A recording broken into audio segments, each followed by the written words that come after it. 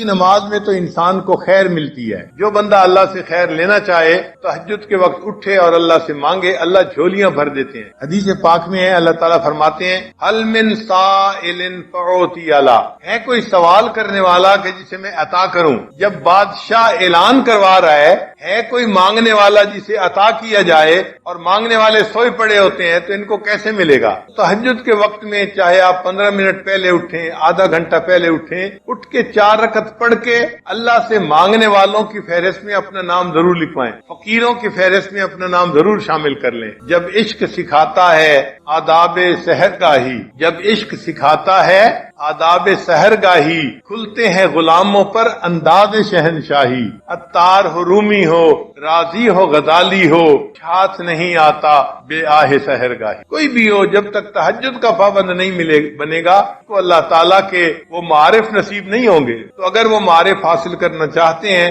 ہمیں اپنی تہجد کی نماز کو پکا کرنا پڑے گا. مرد بھی نماز کو پابندی سے پڑھیں، عورتیں بھی نماز کو پابندی سے. یہ سب سے افضل نماز ہے سالکین کے لیے تہجد کی نماز. پھر اس کے بعد اشراق کی نماز ہے. اشراق کی نماز یہ ہے کہ انسان فجر کی نماز پڑھے، پھر اپنی جگہ پر بیٹھے ہوئے تلاوت کرے، تسبیحات پڑھے، اور جب سورج ایک نیزہ اوپر آ جائے تو اس وقت 2 رکعت 4 رکعت نوافل پڑھ لے. وہ اشراق کی نماز کہلاتی ہے. اور حدیث پاک میں ہے کہ اس نماز کو پڑھنے پر اللہ بندے کو ایک حج اور ایک عمرے کا ثواب عطا فرماتا. ہم تو ثواب کی خاطر پڑھتے ہیں نا، لیکن جو اللہ والے ہوتے ہیں نا وہ سواد کی خاطر پڑھتے ہیں، مزے کی خاطر پڑھتے ہیں. ان کو ثوابوں کی طلب کم ہوتی ہے، اپنے محبوب سے محبت کا تعلق نبھانے کا کو شوق زیادہ ہوتا ہے. حضرت خواجہ مجذوب رحمۃ اللہ فرماتے ہیں بندگی سے ہمیں تو مطلب ہے، بندگی سے ہمیں تو مطلب ہے، ہم ثواب و عذاب کیا جانے. بندگی سے ہمیں تو مطلب ہے، ہم ثواب و عذاب کیا جانے.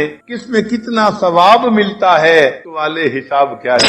عشق والوں کو ان حسابوں کا کیا پتا، وہ تو اللہ کی محبت میں نوافل پڑھ رہے ہوتے ہیں. اگر اشراق کے نوافل پڑھنے کی عادت پڑ جائے پھر اس کے بعد صلاۃ الضحیٰ جس کو چاشت کی نماز کہتے ہیں، یہ دن کے 9 بجے جب سورج اتنا اوپر آ جاتا ہے کہ زمین گرم ہوتی ہے، ننگا پاؤں رکھنے سے پاؤں جلنے شروع ہو جاتے ہیں، اس وقت سے یہ ٹائم شروع ہوتا ہے اور پھر زوال سے 1 گھنٹہ پہلے تک یہ رہتا ہے. اس کو صلاۃ چاشت کہتے ہیں. یہ اگر 2 رکعت بھی پڑھ لیں تو بہت اچھا، ورنہ 12 رکعت تک پڑھ سکتے. اس میں اللہ نے روزی کی برکت رکھی ہوئی ہے. چنانچہ جو بندہ چاشت کی نماز پڑھتا ہے اللہ تعالیٰ اس کو برکت والی روزی عطا فرما دے. اب بہت سارے لوگ اپنے دفتروں کی وجہ سے یہ لمبی نماز تو نہیں پڑھ سکتے، مگر کم از کم 2 رکعت تو پڑھنی چاہیے، انٹری تو ہو جانی چاہیے. بلکہ فقہاء نے تو یہاں تک لکھا ہے کہ اگر یہ بندہ دفتر میں اتنا مصروف ہو جاتا ہے کہ وہاں اس کے لیے نفل پڑھنا ممکن نہیں ہوتا تو اشراق کے وقت میں 2 رکعت نفل اشراق کی نیت سے پڑھ لے اور 2 رکعت نفل چاشت کی نیت سے پڑھ لے، اللہ اس کو بھی قبول فرما لیں گے. تو اشراق اور چاشت تو اس طرح ہو گئی. پھر اس کے بعد تیسری نماز ہے جس کو صلاۃ اوابین کہتے ہیں. وہ مغرب کے بعد 6 رکعت پڑھنی ہوتی ہیں نفل، مغرب اور عشاء کے درمیان میں. کوئی مشکل نہیں، اگر انسان ہمت کر لے تو پڑھ سکتا ہے. 6 رکعت نفل پڑھنے پہ 5 منٹ لگتے ہیں یا 6 منٹ لگتے ہیں، لیکن اجر پتہ ہے کتنا؟ حدیث پاک میں ہے کہ جو بندہ اوابین کے 6 رکعت نفل پڑھتا ہے اللہ اس کو 12 سال کی عبادت کا ثواب عطا فرما دے. 6 رکعت پڑھنے پر 12 سال کی عبادت کا ثواب ملا. سوچئے یہ کتنا بڑا انعام ہے. جو لوگ حفاظ ہیں وہ تہجد میں قرآن پڑھا کریں، منزل جو ہوتی ہے نفلوں میں. اگر تہجد میں اٹھنا مشکل ہے تو پھر دوسرا طریقہ مغرب اور عشاء کے درمیان 2 رکعت 4 رکعت میں اگر ایک پارہ پڑھ لے تو ان کے قرآن پاک کی منزل پکی رہے گی ہمیشہ. اور رات کی نماز کو تہجد کی نماز کہتے ہیں. تو گویا 5 فرض نمازیں ہوئی اور 4 نفل نمازیں ہوئی، اشراق، چاشت، اوابین، تہجد. تو جیسے عام لوگ 5 فرض نمازوں کا اہتمام کرتے ہیں، جو سالکین ہوتے ہیں ان کو 9 نمازوں کا ایسے اہتمام کرنا چاہیے. ان کے لیے یہ 4 نمازیں بھی محبت کی بنا پہ فرض کی مانند ہوتی ہیں نفل نمازیں، لیکن محبت کے میدان میں وہ اس طرح اس کو ادا کرتے ہیں جیسے فرض ہوتا ہے. پھر اس کے بعد بھی کچھ نمازیں ہیں. انسان جب وضو کرتا ہے تو تحیت الوضو 2 رکعت نفل پڑھنے وہ بھی مسنون ہے. مسجد میں داخل ہوتا ہے تو 2 رکعت تحیت المسجد پڑھنا یہ بھی مسنون ہے. تو ان نمازوں کو بھی پڑھنا چاہیے. جب موقع ملے تحیت الوضو پڑھیے، تحیت المسجد پڑھ لیجیے. اتباع سنت. ہر کام نبی علیہ السلام کی سنت کے مطابق کرے. ہر کام، کھانا پینا، چلنا پھرنا، اٹھنا بیٹھنا، رفتار گفتار کردار، ہر چیز نبی علیہ السلام کی سنت کے مطابق. ہمارے سلسلہ عالیہ نقشبندیہ میں اس کا بہت اہتمام بتایا جاتا ہے. چھوٹے سے چھوٹا عمل، بڑے سے بڑا عمل، کوئی عمل بھی سنت کے خلاف نہیں ہونا ہے. وقت نظر اس چیز کو تلاش کرتی رہے اس عمل میں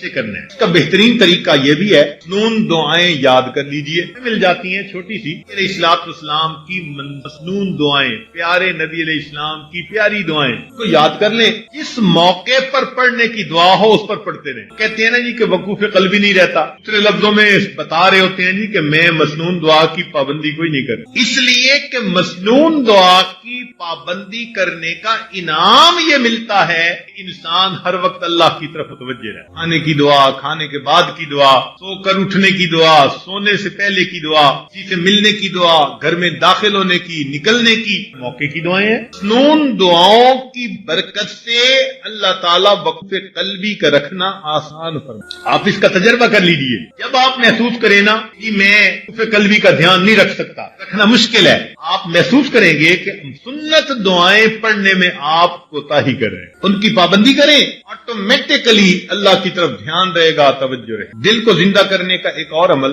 لیل، تہجد کی نماز. چنانچہ جو لوگ چاہتے ہیں رب العزت سے تعلق ہو، کی محبت دل میں ہو، اللہ تعالیٰ کے مقبول بندوں میں شامل ہو جائیں، چاہیے کہ رات کے آخری پہر میں چند رکعت نفل اللہ کے حضور ضرور پڑھا کریں. اللہ تعالیٰ فرماتے ہیں والذین یبیتون لربہم سجدا محروم کر دیے جائے. اور لا تعصہ بالنہار، دن میں اللہ کی نافرمانی نہ کر، وہ یقیمک بین یدیہ باللیل، دن میں اس کی نافرمانی نہ کر، تجھے رات میں قیام کی کتاب. وان سفیان ثوری رحمۃ اللہ سے یہ بات منقول ہے، فرماتے تھے کہ حرمت قیام اللیل 5 اشہر بذنب صبتہ، ایک مرتبہ ایک گناہ مجھ سے سرزد ہو گیا جس کی وجہ سے 5 مہینے تہجد کی نماز سے میں محروم ہوں. ان کو پر مار کے جگا دو. تہجد میں اٹھنے کا وقت ہے، یہ اٹھیں گے مجھ سے مانگیں گے، میں پروردگار ان کی جھولیوں کو بھر دوں.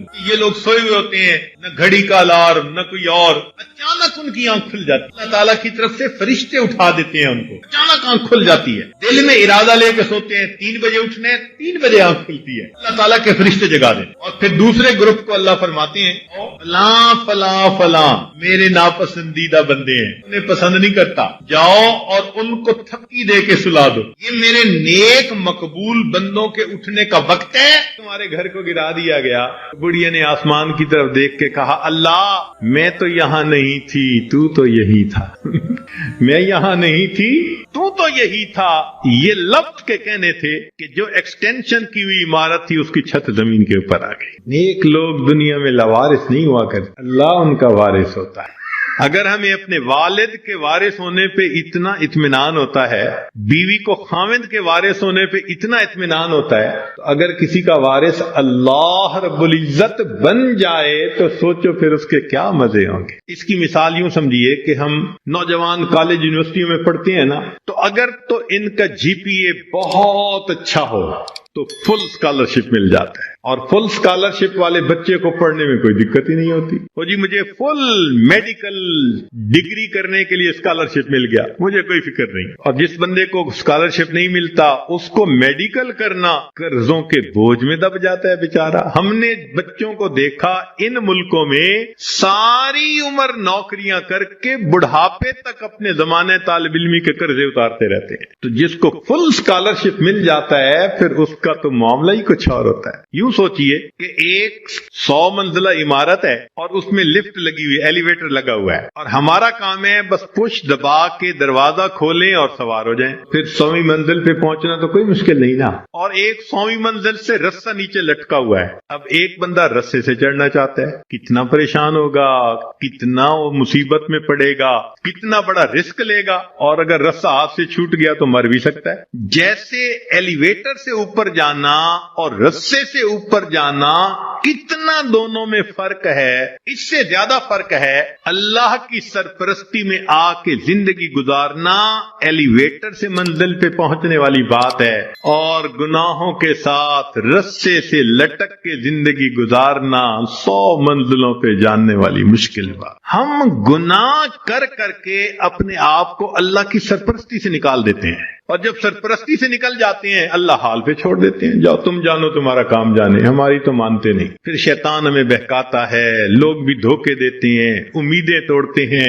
بندہ دنیا میں دھکے ہی کھاتا پھرتا ہے، کشتیاں کرتا ہے اپنے حالات سے، لنگوٹ باندھ باندھ کے اترتا ہے. میں اس مصیبت کو پریشانی سے جان چھڑاؤں، اس سے چھڑاؤں. ایک سے جان نہیں چھوٹتی، دوسری اوپر سے، دوسری سے جان نہیں چھوٹتی، تیسری اوپر سے. وہ پنجابی زبان میں شعر کسی نے لکھا ہے، اس کا ترجمہ بھی کر دوں گا. اس دکھی حیاتی دے پینڈیاں وچ کدی راہ پہ گئے کدی بھول دے رہے، ایک دامن امید دا چھڈیا نہ، لکھ جھکڑ انیریاں دے چل دے رہے. پت جھڑ دے جھڑے ہوئے پتیاں وانگ، اسی تیرے جہان وچ رل دے رہے، پر دامن امید دا چھڈیا نہ، اسی نال تقدیر دے گھل دے رہے. جیسے پت جھڑ کے موسم میں خشک پتا ہوتا ہے، کبھی ہوا نے یہاں پھینکا کبھی وہاں پھینکا، اللہ کا سہارا چھوڑ کے بندے کا یہی حال ہوتا ہے. تو ایک ہے نیکوکاری کو اختیار کرنا اور اللہ کی سرپرستی میں آ جانا،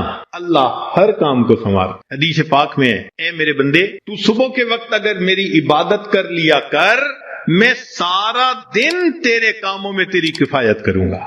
اللہ تعالیٰ ذمہ داری لے رہے ہیں. ہم سے فجر کی نماز نہیں پڑھی جاتی، اشراق ہی نہیں پڑھے جاتے. ہم سے زیادہ کون پاگل ہوگا کہ جس کے ساتھ اتنا بڑا اللہ نے وعدہ کر لیا اور ہم اس وعدے سے فائدہ نہیں اٹھا پا رہے. ایک بچہ بھی ہم سے زیادہ عقل مند کہلائے گا. کیوں ہم پریشانیوں کی زندگیوں میں پڑ گئے ہیں؟ اس لیے کہ نفس کی خواہشات پوری کرتے ہیں. تو نفس کی خواہشات پوری کر کے گناہ کر کے اللہ کی سرپرستی میں نکل جانا، یہ کہاں کی عقل مندی ہے؟ اور گناہوں کو کر کے کہاں کا سکون ملتا ہے؟ حضرت مفتی محمد شفیع رحمۃ اللہ علیہ فرمایا کرتے تھے کہ تم جتنا چاہو گناہ کرو، تم جتنا چاہو گناہ کرو، اگر اللہ نے تمہاری اسی زندگی کو دوزخ کی مانند نہ بنا دیا تم میرا نام بدل دینا. واقعی ایسا جو گناہوں کا استقرار اسی کو دیکھا، اجی مر جاتے تو اچھا تھا. اس کا مطلب اتنا تو پریشان ہے نا.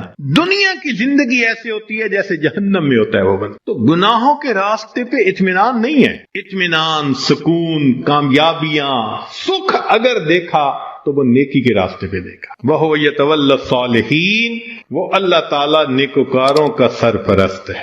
اللہ تعالیٰ تو چاہتے ہیں میرے بندے تمہیں میں اتنا دوں کہ تم بس کرو، مگر میرے نعمتوں کا شکر ادا کرو. ہم نعمتیں لینے کو تو تیار ہیں، شکر کرنے کی فرصت نہیں، نماز پڑھنے کے لیے فرصت نہیں. اللہ نے فرمایا کہ تم غیر محرم سے نظر کی حفاظت کرو، میں عبادت میں لذت عطا کروں گا. نظر کی حفاظت نہیں ہوتی، دعائیں مانگتے ہیں اللہ نماز کی حضوری عطا فرما دے. نماز کی حضوری کیسے ملے گی جب اس کی شرط ہی پوری نہیں ہوئی؟ جب نگاہوں نے جھکنا ہی نہیں سیکھا تو نماز کی حضوری تو آؤٹ آف کوسچن ہے نا. پھر ہم سوچیں کہ ہم خود بخود پریشانیوں کے راستوں پہ چل رہے ہیں، کانٹوں کے راستوں پہ چل رہے ہیں اپنے نفس کی خواہشات کی وجہ سے. اللہ تعالیٰ اسی لیے اپنے بعض بندوں کو خوب دیتا ہے، کیوں کہ میرا شکر ادا کریں. شکر ادا نہیں کرتے اللہ تعالیٰ لے لیتے ہیں. جو پروردگار دینا جانتا ہے وہ پروردگار لینا بھی جانتا. پھر کہتے ہیں حضرت صاحب ایک وقت تھا مٹی کو ہاتھ لگاتے تھے سونا بن جاتی تھی، آج تو سونے کو بھی ہاتھ لگاتے ہیں تو مٹی ہو جاتا ہے. حالات بدل جاتے ہیں اس لیے کہ ان کے تقاضوں کو پورا نہیں کیا ہوا ہوتا. چنانچہ بنی اسرائیل کے 3 آدمی تھے، ان کا ایک واقعہ عجیب ہے، بڑا سبق آموز ہے. ان میں سے پہلے بندے کے پاس ایک آدمی آیا اور اس کو کہا بھئی تمہاری کوئی پریشانی؟ اس نے کہا پریشانی تو بہت ہے. کیا؟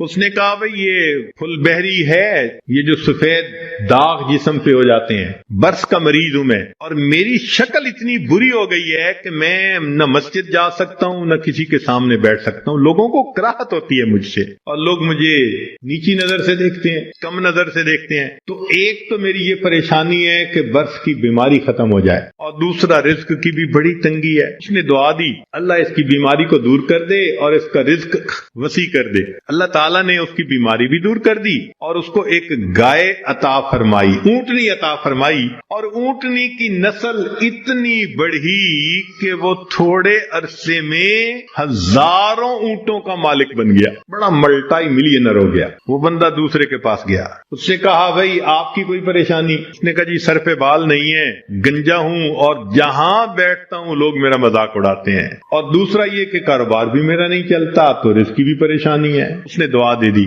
اللہ اس کے بیماری کو بھی دور کر دے، اس کو رزق میں بھی برکت دے دے۔ اللہ کی شان کہ اس کے سر پہ خوبصورت بال بھی اگائے اور اس کو ایک گائے ملی، اور گائے کی نسل اتنی بڑھی کہ وہ تھوڑے دنوں میں سینکڑوں گایوں کا مالک، امیر آدمی بن گیا۔ پھر وہ بندہ تیسرے کے پاس گیا، وہ آنکھوں سے اندھا تھا، بھئی آپ کی کوئی پریشانی؟ اس نے کہا جی کہ میری پریشانی تو یہ ہے کہ میری بینائی نہیں ہے، لوگوں کے لیے تو فقط رات کو اندھیرا ہوتا ہے اور میرے لیے تو دن کی روشنی میں بھی اندھیرا ہے، اور دوسرا یہ کہ مجھے تو در در کے دھکے کھانے پڑتے ہیں، تو دعا کر دو کہ میرا رزق وسیع ہو جائے۔ اللہ نے اس کی بینائی بھی ٹھیک کر دی، اس کو بکری عطا کر دی، اور بکری اتنی نسل بڑھی وہ ہزاروں بکریوں کا مالک۔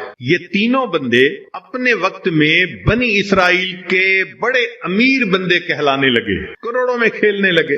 این جب ان کی شہرت تھی، عزت تھی، مال و دولت کی ریل پیل تھی، اب پہلے کے پاس وہ بندہ آیا اور کہنے لگا کہ بھئی میں محتاج ہوں اور اللہ کے نام پہ آپ سے مانگنے کے لیے آیا ہوں، اللہ ہی نے آپ کو سب کچھ دیا ہے، آپ کے پاس تو کچھ نہیں تھا، تو پلیز آپ مجھے کچھ اللہ کے نام پہ دے دیں۔ اس کو بڑا غصہ آیا کہ یہ تم نے کیسی بات کی ہے کہ تمہارے پاس کچھ نہیں تھا؟ میں تو شروع سے ایسا اور امیر اور یہ اور وہ، کوئی مفت کا کہیں سے پیسہ ملا ہے میاں؟ میں نے کمائی کی ہے، محنت سے کمایا ہے، فلاں کی ہے، خبردار جو تم نے ایسی بات کی کہ تمہارے پاس کچھ نہیں تھا۔ اس نے کہا بھئی مجھ سے خفا نہ ہو، بس آپ جیسے تھے اللہ آپ کو ویسا کر دے، یہ کہہ کے چلا گیا۔ اور وہی ہوا کہ برس کی بیماری بھی دوبارہ ہو گئی، اور ایسی بیماری پھیلی کہ جتنے اس کے اونٹ اونٹنیاں تھے ایک ایک کر کے بالآخر سارے مرتے گئے، جہاں تھا وہیں پہنچ گیا، دوسرے کے پاس گیا، بھئی محتاج ہوں، اللہ نے آپ کو اتنا دیا ہے، میں بھی آیا ہوں اللہ کے نام پہ لینے کے لیے، تو آپ دیں۔ ایک وقت تھا آپ کے پاس کچھ نہیں تھا، پھر اللہ نے آپ کو دیا، آج اتنا کچھ ہے۔ تو بڑا غصہ آیا، تو کون ہوتا ہے بات کرنے والا؟ بھئی میرا تو باپ ایسا، میرا تو دادا ایسا، پردادا ایسا، میاں میں نے تو فلاں ڈیل ایسی کی تھی، فلاں موقع پہ میں نے ایسا بزنس کیا تھا، اسٹریٹجی ایسی بنائی تھی، تب مجھے پیسے ملے، کوئی کہیں سے مفت کے مل گئے ہیں؟ خبردار جو تو نے کوئی ایسی بات کی۔ اس نے کہا بھئی مجھ سے خفا نہ ہو، اچھا آپ جیسا تھے اللہ آپ کو ویسا کر دے، یہ کہہ کے چلا گیا۔ نتیجہ یہ کہ سر کے بال بھی اس کے ختم، اور جتنی گائیں تھیں وہ ساری کی ساری بالآخر مر گئی، جہاں تھا وہیں پہنچ گیا۔ پھر یہ تیسرے کے پاس گیا، اس کو جا کے کہا کہ بھئی محتاج ہوں، فقیر ہوں، اللہ کے نام پہ مانگنے آیا ہوں، جس اللہ نے آپ کو دیا، آپ کے پاس تو کچھ نہیں تھا، آج اتنا کچھ اللہ نے دیا ہے تو بھئی مجھے بھی دے دیں۔ جب اس نے یہ بات کہی، سننے والے بندے کی آنکھوں میں آنسو آ گئے۔ اس نے کہا تم نے بالکل سچ کہا، میں اندھا تھا، در در کے دھکے کھاتا تھا، لوگوں سے بھیک مانگتا تھا، کوئی خدا کا بندہ آیا، اس نے مجھے دعا دی تو اللہ نے میری بینائی بھی ٹھیک کر دی، اور مجھے ایک بکری رب نے دی تھی، پھر اس ایک بکری میں اللہ نے برکت ڈال دی۔ آج تو میاں دو پہاڑوں کے درمیان جتنی بکریاں پھر رہی ہیں یہ ساری میری ہیں، تم آج اللہ کے نام پہ مانگنے آئے ہو، جتنی بکریاں دل چاہتا ہے اس وادی میں سے تم لے کے چلے جاؤ۔ جب اس نے یہ بات کہی تب اس مانگنے والے نے کہا کہ میں تو فرشتہ ہوں، اللہ تعالیٰ نے 3 بندوں کے پاس امتحان کے طور پر بھیجا تھا، 2 اپنی اوقات کو بھول گئے، تو نے اپنی اوقات کو یاد رکھا، اللہ تجھے تیرا رزق نصیب فرمائے۔ یہ بندہ ساری زندگی امیر تر بندہ بن کر زندگی گزارتا، دیتا تو اللہ ہی ہے نا ہر ایک کو، تو جب دیتا ہے تو پھر اس کا شکر گزار بندے بھی بنے۔ مگر ہم ناشکریاں کرتے ہیں، گناہ کرتے ہیں، جس وجہ سے پھر مصیبت کو دعوت دیتے ہیں۔ تو راستے زندگی گزارنے کے 2 ہیں، ایک ہے نیکوکاری کا راستہ، ایک ہے بدکاری کا راستہ، منمانی کا راستہ۔ اگر آپ غور کریں تو آج کے دور میں منمانی کی زندگی گزارنے والے بہت زیادہ، اور ہر حال میں اللہ کی مان کے چلنے والے بہت بہت تھوڑے. نتیجہ کیا ہے؟ مسائل حل نہیں ہو رہے، پریشانیاں بڑھتی جا رہی ہیں، ادھر ذلت ادھر پریشانی ادھر پریشانی. اس کی وجہ یہ ہے کہ ہم نے اپنے آپ کو اللہ کی سرپرستی میں دیا ہی نہیں. اگر دے دیتے تو دنیا میں اللہ ہمارے تمام غموں کے لیے کافی ہو جاتا. ہماری مثال تو وہ ہے کہ کوئی بلینر انسان ہو اور اس کا بندہ چپڑاسی کی نوکری کے لیے درخواست دیتا پھرے، تو ہر بندہ کہے گا یار تمہارا باپ تو بلینر ہے اور تم پی این کی جاب کے لیے درخواست دے رہے ہو، سویپر کی جاب کے لیے. یہ کیا؟ وہی حال ہے. اللہ تعالی ہمیں اپنے سرپرستی میں لینے کے لیے وعدہ فرما رہے ہیں اور ہم اللہ کے وعدے پر آنے کی بجائے خود دنیا کے جھمیلوں میں اپنے رزق کو تلاش کرنے میں لگے ہوئے ہیں. یاد رکھیے گا اللہ فرما برداروں کو بھی رزق دیتا ہے، اللہ نافرمانوں کو بھی رزق دیتا ہے. اللہ تعالی فرما برداروں کو بھی رزق دیتا ہے اور اللہ تعالیٰ نافرمانوں کو بھی رزق دیتا ہے. مگر فرق ہے، ایک ہوتا ہے کہ آپ نے پرندے کو پنجرے سے نکالا اور پیالے کے اندر دانے ڈال کے اس کے سامنے رکھ دیا، اب وہ اسی پیالے میں سے کھا رہے آرام مزے سے. یا آپ نے پنجرے سے مرغی کو نکالا اور یوں دانے پھینک دیے تو وہ دانے چگ رہی ہے مگر دانے اس کو مل رہے ہیں. یہ ہے اللہ فرما برداروں کو رزق دیتا ہے، کسی کا ایک ہی جگہ، کسی کا ٹریولنگ کے ساتھ، ادھر بزنس ادھر امپورٹ ادھر ایکسپورٹ، مگر اللہ تعالیٰ رزق دیتا ہے ان کو.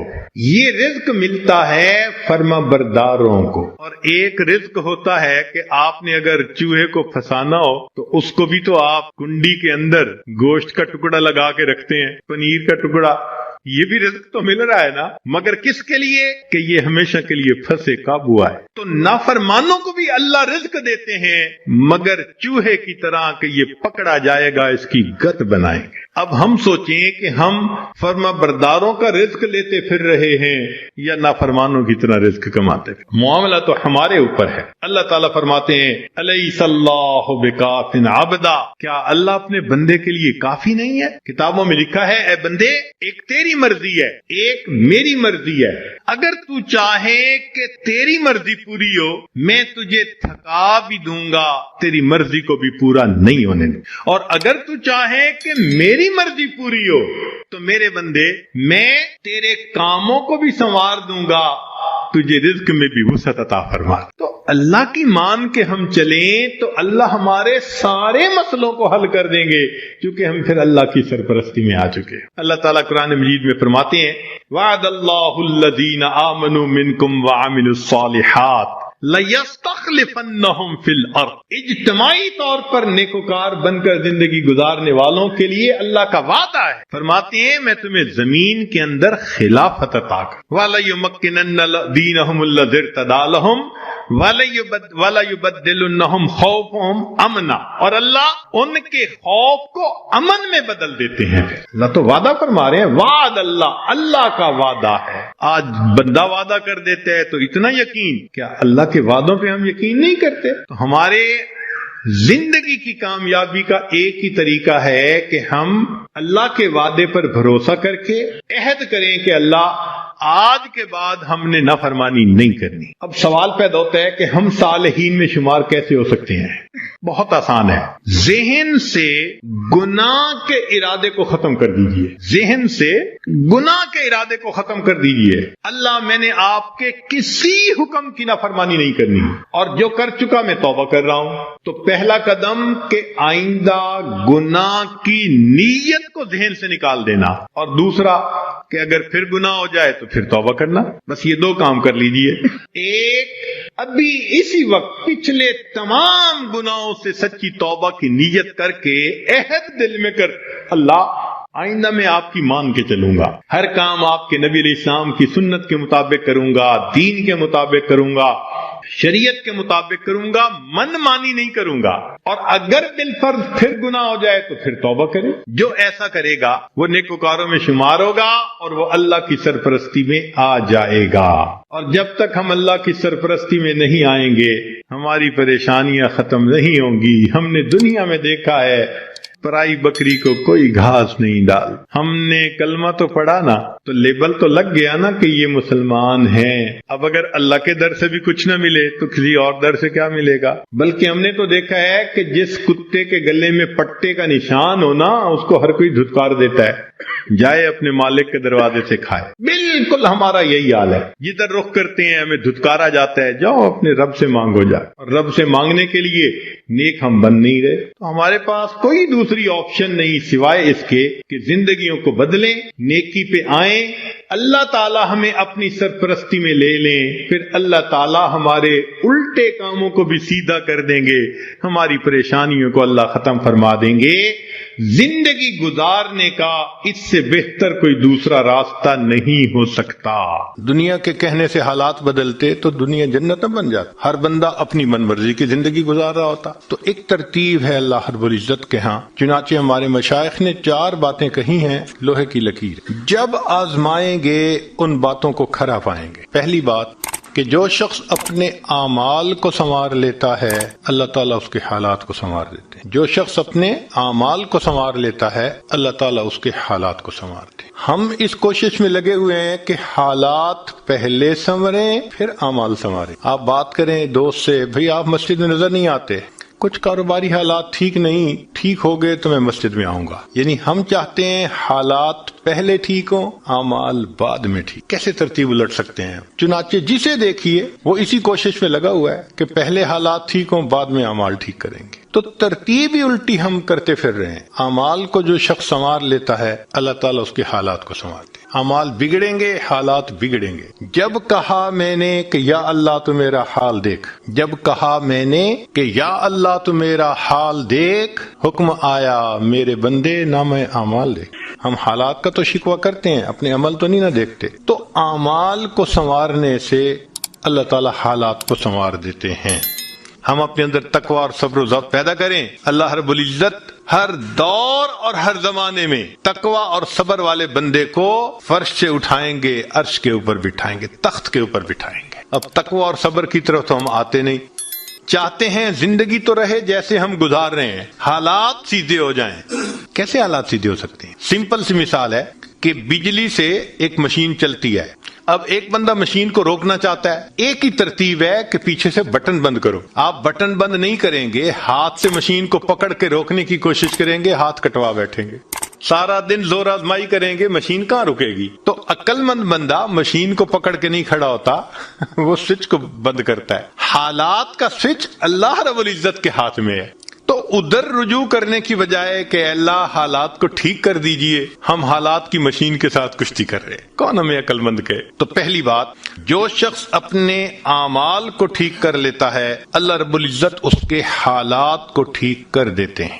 دوسری بات، جو شخص اپنی آخرت کو سنوار لیتا ہے اللہ تعالیٰ اس کی دنیا کو سنوار دیتے ہیں. ہم پھر الٹے چاہتے ہیں کہ پہلے دنیا سنورے پھر ہم آخرت سنواریں گے. یہاں پھر ہم غلطی کرتے ہیں، دن رات دنیا سنوارنے میں لگے ہوئے ہیں. پزل بنی ہوئی ہے، ایک حصہ جوڑتے ہیں تو دوسرا ٹوٹتا ہے، وہ توڑتے ہیں تو پہلا ٹوٹتا ہے. ہر بندہ لگا ہوا ہے اسی کوشش میں. تو اللہ رب العزت کے ہاں ترتیب یہ ہے. اس کی مثال اگر دیکھنی ہو، صحابہ رضی اللہ عنہ کی مبارک زندگیوں کو دیکھیے. انہوں نے اپنی آخرت کو سنوارا، اللہ نے اس کے نتیجے میں ان کی دنیا کو سنوارا. بات کیا تھی کہ نہ کیسر و کسرا سے دبے چند وہ لوگ کے اونٹوں کے چرانے والے، اور جن کو کافور پہ ہوتا تھا نمک کا دھوکا، بن گئے دنیا کی تقدیر بدلنے والے. انہوں نے اپنی آخرت کو سنوارا، اللہ نے دنیا سنواری. کیسے؟ اطمینان. اتنا اطمینان کہ یمن سے جوان عورت چلتی ہے اور مدینہ طیبہ پہنچتی ہے اور پورے راستے میں کوئی اس کی طرف آنکھ اٹھا کر دیکھنے والا نہیں ہوتا. اللہ نے مال و دولت کے اتنے ڈھیر عطا کیے تھے. انس اللہ عنہ کہتے ہیں کہ میں لکڑی کاٹنے والے کلہاڑے سے سونے کی اینٹوں کو توڑا کرتا تھا. اب لکڑی کے کلہاڑے سے جو سونا ٹوٹے گا وہ تولوں میں اور گراموں میں تو نہیں نہ ہو سکتا. اللہ نے اتنی دولت ان کے قدموں میں ڈال دی تھی. بچہ پیدا ہوتا تھا، اس کا روزینہ متعین تھا. سیدنا عمر اللہ عنہ نے ایک رات دیکھا ایک عورت چھوٹے سے بچے کو روٹی کا ٹکڑا کھلانے کی کوشش کر رہی ہے، بچہ رو رہا ہے. پوچھا کیوں کر رہی ہو؟ کہنے لگی کہ امیر المومنین نے قانون بنایا ہوا ہے کہ جب بچہ دودھ چھوڑے گا پھر ہم بیت المال سے روزینہ متعین کریں گے، تو میں کوشش کر رہی ہوں۔ عمر اللہ عنہ آئے، بہت روئے۔ صحابہ کہتے ہیں کہ اس دن فجر کی نماز پڑھائی، قرات کے اندر اتنا گریا اور بکا تھا کہ ہمیں سمجھنا مشکل ہو رہا تھا، اتنا رو رہے تھے۔ ہم حیران تھے آج امیر المومنین کو کیا ہوا۔ نماز پڑھانے کے بعد ممبر پر بیٹھے، عمر کے اوپر اللہ رحم کرے اس نے کتنے بچوں کی جان لی ہوگی۔ مقصد یہ تھا کہ میں نے جو یہ قانون بنایا تو کتنی ماؤں نے معصوم بچوں کے دودھ چھڑوائے ہوں گے اور وہ دودھ سے محروم ہوں گے میری وجہ سے۔ پھر اعلان فرمایا کوئی ماں بچے کو دودھ جلدی مت چھڑوائے، جس دن بچہ پیدا ہوگا اسی دن بیت المال سے وظیفہ متعین کر دیا جائے۔ آج سے 1400 سال پہلے تو انہوں نے اپنی آخرت کو سنوارا، رب کریم نے اس کے بدلے ان کی دنیا کو سنوار دیا۔ قرآن مجید میں اللہ تعالیٰ فرماتے ہیں وَلَوْ أَنَّ أَهْلَ الْقُرَىٰ آمَنُوا وَاتَّقَوْا، اگر یہ بستی دیسوں والے ایمان لاتے، تقوی کو اختیار کرتے، لَفَتَحْنَا عَلَيْهِمْ بَرَكَاتٍ مِّنَ السَّمَاءِ، ہم ان کے لیے آسمان سے برکتوں کے دروازے کھول دیتے۔ تو ترتیب یہی ہے کہ جو آخرت کو سنوارتا ہے اس کوشش میں لگتا ہے، دنیا اس کا سایہ ہے۔ اللہ دنیا کو خود بخود سنوار دیتے ہیں، اللہ سے محنت نہیں کرنی پڑتی۔ مثال کے طور پہ جو بندہ سچ بولتا ہے تجارت میں، اللہ تعالیٰ اس کی تجارت کو خود سنوار دیتے ہیں۔ قسم اٹھا کے یہ بات کہی جا سکتی ہے کہ سچ بولنے والا تاجر کبھی مفلس نہیں ہو سکتا، پاسبل ہی نہیں کہ سچ کی بنیاد ہو اور اس میں برکت نہ ہو۔ تو دو باتیں، جو شخص اپنے اعمال کو سنوارتا ہے اللہ تعالیٰ حالات کو سنوار دیتے ہیں، جو اپنی آخرت کو سنوار لیتا ہے اللہ تعالیٰ اس کی دنیا کو سنوار دیتے ہیں۔ ہارون رشید اپنی کھڑکی میں سے نیچے دیکھ رہا ہے، مسجد کے دروازے پر امام ابو یوسف رحمۃ اللہ علیہ تشریف لا رہے ہیں اور ان کے پیچھے دو شاگرد ساتھ ساتھ جڑے ہوئے ہیں، دونوں چاہتے ہیں کہ میں جوتے اٹھاؤں، ہر ایک اس کوشش میں ہے۔ جب امام ابو یوسف رحمۃ اللہ نے جوتے اتارے تو ان میں سے ایک بچے کا ہاتھ ایک جوتے پہ پڑا، دوسرے کا ہاتھ دوسرے جوتے پہ پڑا، دونوں نے ایک ایک جوتا اٹھا لیا۔ پھر انہوں نے فوراً آپس میں یہ طے کر لیا کہ ایک نے کپڑا بچھایا رومال، ایک نے بھی جوتا ڈالا، دوسرے نے بھی اس میں ڈال دیا، ایک نے ایک طرف سے پکڑ لیا، دوسرے نے دوسری طرف سے، کہ دونوں کو جوتے اٹھانے کا اجر مل جائے۔ حضرت آگے جا رہے ہیں اور پیچھے دو طالب علم اس طرح جوتے لے کے جا رہے ہیں کہ رومال کے اندر جوتے ہیں، ایک نے بھی پکڑا ہوا ہے دوسرے میں بھی پکڑا ہوا۔ ہارون رشید نے دیکھا تو ٹھنڈی سانس لی۔ بیوی نے پوچھا ہارون رشید کیا ہوا؟ کہنے لگا یوں تو دنیا ہمیں بادشاہ کہتی ہے، ہمارے جوتے اٹھانے کے لیے بھلا کون جھگڑتا ہے؟ یوں تو دنیا ہمیں بادشاہ کہتی ہے، ہمارے جوتے اٹھانے کے لیے بھلا کون جھگڑتا ہے؟ جو آخرت سنوارتا ہے اللہ ایسے دنیا سنوارتے ہیں کہ دنیا جوتے اٹھانے کے لیے جھگڑتی ہے۔ تو فرمایا کہ جو اپنی آخرت کو سنوار لیتا ہے اللہ تعالیٰ اس کی دنیا کو سنوارتے۔ چنانچہ ایک سیاح ہندوستان آیا گھومنے پھرنے کے لیے، اجمیر شریف بھی گیا، وہاں اس نے حضرت خواجہ معین الدین چشتی اجمیری رحمت اللہ علیہ کے مزار پہ دیکھا مسلمان بھی آ رہے ہیں اور ہندو بھی آ رہے ہیں اور سکھ بھی آ رہے ہیں۔ اللہ کی شان، اللہ رجوع دے دیتا ہے نا، سبھی آ رہے ہیں دعائیں مانگ رہے ہیں۔ تو وہ بڑا حیران کہ ہر کمیونٹی کے لوگ آ رہے ہیں، ہر مذہب کے لوگ آ رہے ہیں۔ تو جب واپس گیا تو بیوی نے پوچھا کہ بتائیں آپ نے کون سی انوکھی چیز وہاں دیکھی؟ تو اس نے کہا ہاں میں نے ایک چیز انوکھی دیکھی کہ ایک شخص قبر میں لیٹا ہوا تھا مگر لوگوں کے دلوں پر حکومت کر رہا تھا۔ ایک شخص قبر میں لیٹا ہوا تھا مگر لوگوں کے دلوں پہ حکومت کر رہا تھا۔ اللہ تعالیٰ یوں دنیا سنوارتے۔ تو دو باتیں، جو شخص اپنی اعمال کو سنوار لیتا ہے اللہ تعالیٰ اس کے حالات کو سنوار دیتے ہیں، اور جو شخص اپنی آخرت کو سنوار لیتا ہے اللہ تعالیٰ اس کی دنیا کو سنوار دیتے ہیں۔ تیسری بات کہ جو شخص اللہ رب العزت سے اپنے تعلق کو سنوار لیتا ہے اللہ مخلوق سے اسے تعلق کو سنوار دیتے ہیں۔ آج ہم چاہتے ہیں چچا راضی ہو جائے، پھپھو راضی ہو جائے، بہن راضی ہو جائے، اور عجیب بات ہے یہ رشتہ داریوں کے معاملے ہیں ہی ایسے، کھاؤں کدھر کی چوٹ بچاؤں کدھر کی چوٹ، سمجھ ہی نہیں لگتی کہ سب کو کیسے راضی کیا جائے۔ انسان حیران ہوتا ہے اور جی ہم تو سب کے ساتھ اچھا کرتے ہیں مگر پتہ نہیں رشتہ دار ہم سے راضی نہیں ہوتے۔ اس کے پیچھے بھی راز ہے، کیوں کہ ہم نے اللہ سے اپنے تعلق کو تو سنوارا نہیں ہوتا، مخلوق سے تعلق کیسے سنورے گا؟ تو فرمایا کہ جو شخص اللہ رب العزت سے اپنے تعلق کو سنوار لیتا ہے اللہ تعالیٰ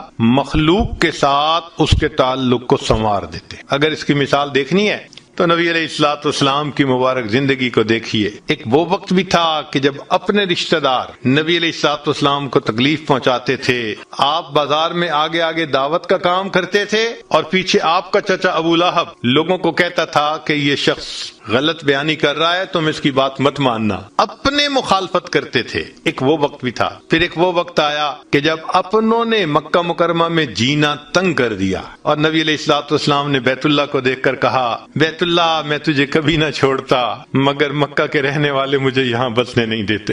مبارک آنکھوں میں آنسو تھے اور اللہ کے حبیب جدا ہو رہے تھے۔ پھر کیا ہوا؟ 10 سال کے ہی عرصے میں حالات نے وہ پلٹا کھایا کہ جب آپ آ کر فاتح مکہ بن کر بیٹھے تو وہی قریش تھے جو قدموں میں آ کر پڑ گئے اور انہوں نے آپ کی غلامی اختیار کر لی۔ ہندا نے کہا، جتنے خیمے دنیا میں تھے سب سے زیادہ آپ کے خیمے سے مجھے نفرت ہوا کرتی تھی، آج جتنے خیمے ہیں سب سے زیادہ محبت مجھے آپ کے خیمے سے۔ اللہ اکبر کبیرہ۔ تو جو شخص اللہ سے اپنے تعلق کو سنوار لیتا ہے، اللہ مخلوق سے اس کے تعلق کو سنوار دیتے ہیں۔ فضیل بن عیاض رحمۃ اللہ علیہ فرماتے ہیں، مجھ سے جب بھی اللہ تعالیٰ کی نافرمانی ہوئی، مجھ سے جب بھی اللہ تعالیٰ کی نافرمانی ہوئی، میں نے اس نافرمانی کا اثر اپنے ماتحتوں کے اندر دیکھا۔ یہ ریفلیکشن ہوتی ہے، ہم اللہ کی نافرمانی کرتے ہیں، اللہ مزہ چکھا دیتے ہیں کہ اپنے جو ماتحت ہوتے ہیں ان کو نافرمان بنا دیتے ہیں۔ اچھا بھائی تم ذرا اس کو ایکسپیرینس کرو ذرا۔ وہ جی کیا کریں، بیوی سنتی ہی نہیں ہے، حضرت بس اولاد افلاطون بن گئی ہے، حضرت بچے نے ذلیل کر دیا ہے۔ کیوں شکوے ہوتے ہیں ہمیں کہ ہمارے ماتحت ہماری نہیں مانتے، جبکہ ہم اپنے آقا کی نہیں مان رہے ہوتے۔ فرماتے ہیں کہ جب بھی مجھ سے اللہ تعالیٰ کی نافرمانی ہوئی، میں نے آزما کے دیکھا، یا تو بیوی نے میری نافرمانی کی، یا میری اولاد نے میری نافرمانی کی، یا میرے نوکروں نے، غلاموں نے، انہوں نے میری نافرمانی کی، یا کم از کم میری سواری کے جانور نے میری نافرمانی کی۔ یہ ہے عدل کا بدلہ۔ اپنے آقا کی نافرمانی کریں گے، اللہ تعالیٰ ماتحتوں کو نافرمان بنا کر دکھائیں گے۔ اس لیے اولاد کے شکوے کرنے کی ضرورت نہیں ہے، بیوی کے شکوے کرنے کی ضرورت نہیں ہے۔ سمپل سی بات ہے، اللہ رب العزت سے اپنے تعلق کو سنوار لیجئے، اللہ تعالیٰ مخلوق سے ہمارے تعلق کو سنوار، سب کے دلوں میں محبت ڈال دے گی۔ سیدنا امیر معاویہ رضی اللہ عنہ نے خط لکھا ام المومنین سید عائشہ صدیقہ رضی اللہ تعالی عنہا کو کہ ام المومنین آپ امت کی ماں ہیں، آپ مجھے کوئی نصیحت فرمائیے۔ اور واقعی ام المومنین نے نصیحت کرنے کا حق ادا کر دیا۔ وہ نصیحت پڑھ کے پتہ چلتا ہے کہ انہوں نے نبی علیہ الصلوۃ والسلام کی صحبت یافتہ ہونے کا ثبوت پیش کر دیا۔ ام المومنین نے مختصر جواب لکھا، فرمایا دیکھیں اگر آپ مخلوق کو خوش کریں گے، اللہ کو ناراض کریں گے، اللہ ساری مخلوق کے دل میں تمہاری نفرت ڈال دیں گے، یہ اندر سے تم سے نفرت کرتے پھریں گے۔ اور اگر تم اللہ کو راضی کرو گے، گو کہ مخلوق ناراض ہو رہی ہے، اللہ تعالیٰ اسی مخلوق کے دل میں تمہاری محبت ڈال دیں گے، یہ سب تمہارے دوست بن جائیں گے۔ تو اصل تو اللہ کو راضی کرنا ہے۔ تو فرمایا کہ تم اللہ سے اپنے تعلق کو سنوار لو، اللہ تعالیٰ مخلوق سے تمہارے تعلق کو سنوار دیں گے۔ تو اولاد کو نیک بنانے کا سب سے آسان طریقہ خود نیک بن جائے۔ جو خود نیک بنتا ہے اور اللہ کے حکم کو توڑنے سے باز آ جاتا ہے، اللہ تعالیٰ اولاد کو مطیع اور فرمانبردار بنا دیتے ہیں۔ تو اب تک 3 باتیں، جو شخص اپنے اعمال کو سنوار لیتا ہے، اللہ تعالیٰ اس کے حالات کو سنوار دیتے ہیں۔ جو اپنی آخرت کو سنوار لیتا ہے، اللہ اس کی دنیا کو سنوار دیتے ہیں۔ جو شخص اللہ رب العزت سے اپنے تعلق کو سنوار لیتا ہے، اللہ مخلوق سے تعلق کو سنوار دیتے ہیں۔ حدیث مبارکہ میں ہے، جب بندہ عبادت کرتا ہے اور اللہ تعالیٰ خوش ہو جاتے ہیں، دعا جبرائیل، اللہ تعالیٰ جبریل علیہ السلام کو بلاتے ہیں اور بتلاتے ہیں کہ جبرائیل میں فلاں بندے سے محبت کرتا ہوں۔ تو جبرائیل علیہ السلام آسمانوں پر اعلان کرتے ہیں کہ آسمان کے فرشتوں، اللہ تعالیٰ فلاں بندے سے محبت کرتے ہیں۔ یہ اعلان سن کر سارے فرشتے اس بندے سے محبت کرنے لگ جاتے ہیں۔ پھر جبریل علیہ السلام زمین پر آتے ہیں اور زمین پر آ کر پھر اعلان کرتے ہیں کہ لوگوں فلاں شخص سے اللہ تعالیٰ محبت کرتے ہیں، ثم یودع لہ القبول فی الارض، پھر اللہ اس شخص کے لیے زمین میں قبولیت رکھ دیتے ہیں۔ پرائے اپنے بن جاتے ہیں، دشمن دوست بن جاتے ہیں، مخالفین کے دلوں میں بھی اللہ ان کی محبت اور عظمت ڈال دیتے ہیں۔ تو مخلوق سے تعلق سنوارنے کا یہ ہے سب سے بہترین طریقہ۔ کس کے پیچھے بھاگیں گے، کس کی منت سماجت کریں گے، بہتر نہیں کہ ہم ایک ہی کو منا لیں؟ جس نے اللہ کو منا لیا اللہ تعالیٰ مخلوق کے ساتھ اس کے تعلق کو سارا ٹھیک فرما دے گا۔ چوتھی بات کہ جو شخص دن کے اعمال کو سنوار لیتا ہے اللہ تعالیٰ اس کے رات کے اعمال کو سنوار دیتے ہیں۔